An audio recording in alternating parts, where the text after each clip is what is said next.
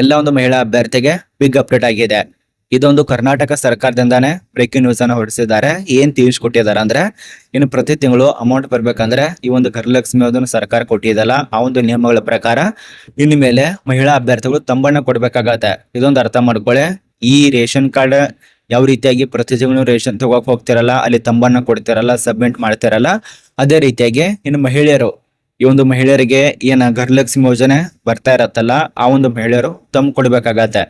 ಸಾಕಷ್ಟು ಜನ ಮಹಿಳೆಯರಿಗೆ ಕೇಳ್ಬೋದು, ಪ್ರತಿ ತಿಂಗಳು ಕೊಡ್ಬೇಕಾ ಅಂತೇಳಿ. ಇಲ್ಲ, ಒಂದು ಸರಿ ಮಾತ್ರ ಈ ಒಂದು ತಂಬಣ್ಣ ಕೊಡಿ, ಏನೂ ಆಗಲ್ಲ.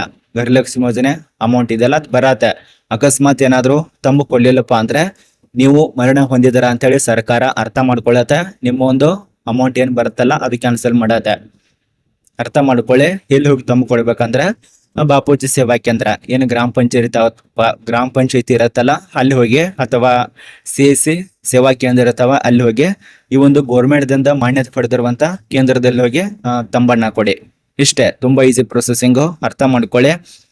ಈ ಒಂದು ಗೃಹಲಕ್ಷ್ಮಿ ಯೋಜನೆಗೆ ಸಂಬಂಧಪಟ್ಟಂತೆ ಹೊಸ ರೂಲ್ಸ್ ಅನ್ನ ಜಾರಿ ಮಾಡಿದ್ದಾರೆ ಹೊಸ CM ಅವರು.